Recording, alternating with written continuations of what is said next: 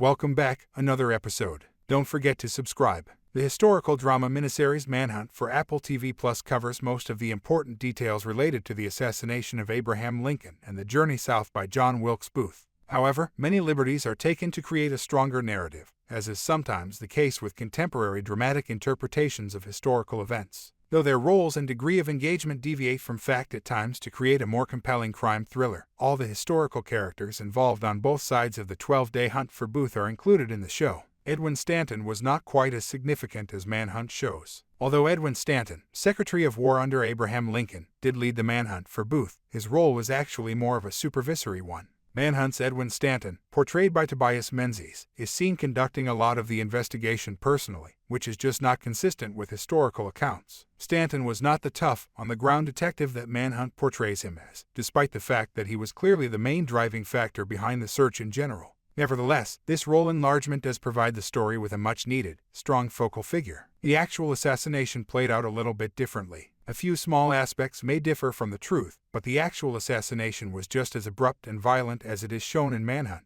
The production sticks with the iconic phrase from Booth that read, "Sic Semper Tyrannis," after he jumped from Lincoln's box down to the stage below. As it happens, there are divergent accounts of what Booth actually said and when. While some eyewitnesses reported that he claimed vengeance for the South, others verified the Latin phrase, which also happens to be the state motto of Virginia, a Confederate state. Debatable is also Booth's fractured leg. In the show, he breaks his leg after tripping and falling while descending from Lincoln's box, which is a depiction that many people think is accurate. Nobody is certain of what Stanton said by Lincoln's bedside. Following Lincoln's passing, his buddy Edwin Stanton made an impromptu statement that remains memorable to this day. Famously, Stanton remarked, "Now he belongs to the ages." It's a beautiful quotation that highlights Lincoln's enduring influence, yet Edwin Stanton doesn't say that in Manhunt. Stanton states in the episode that now he belongs to the angels. The veracity of his remarks has been contested for almost a century, and unfortunately, the only individuals who could corroborate them were present in the same room as him. Booth's escape from Washington was prevented by a star-struck sentry. One crucial incident in John Wilkes Booth's quick getaway from Washington, D.C., as depicted in Manhunt, involved him running into a Union Army bridge guard.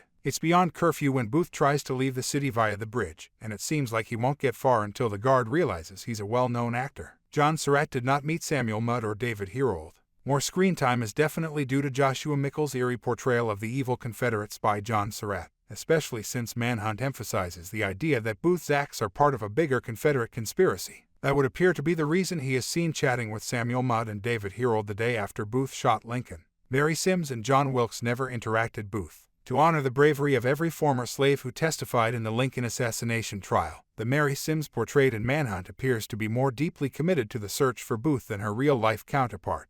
The actual Mary Sims finally testified against Samuel Mudd, her former owner, although she had left his land long before Booth arrived, in 1864. As in actual life, Sims has a significant role in the drama, but the setting, the time frame, and the character of her relationship with Mudd are all different from what is documented in history. There was no hidden room in the Surratt boarding house. In a pivotal scene from Manhunt Episode 2, Edwin Stanton and several other officials break into Mary Surratt's boarding house, ostensibly to gather information on Booth and his accomplices, if not to actually find them. During his inquiry, Stanton finds a hidden compartment with a coded telegraph inside that serves to further muddy the waters on Booth's motivation. Is he acting alone or with Confederate support? It didn't really happen, but it's a crucial moment for developing the cat-and-mouse game that Stanton and Booth are playing. Booth met Oswell Swan with Herold by happenstance. Mudd gave Booth and Herold instructions on where to go and who to see in order to continue traveling south, as his final act for them. In Manhunt, he makes special reference to his neighbor Oswell Swan, characterizing him as a mentor who was on their side. Actually, Oswell Swan was discovered by Booth and Herold when they were wandering in Zacchaeus Swamp. Their next goal was Rich Hill, and they promised to pay him to lead them there. After taking their money, Swan, a tobacco farmer with 9 kids, led them through the marsh. Mary Todd Lincoln, dressed entirely in black, enters her husband's burial train at the conclusion of Manhunt Episode 2. In the process, she makes a hard and direct request of Edwin Stanton to find the man that killed my husband. Though it never happened, this is a potent and clear reminder of how crucial Stanton was in helping to discover Booth. For more videos, subscribe.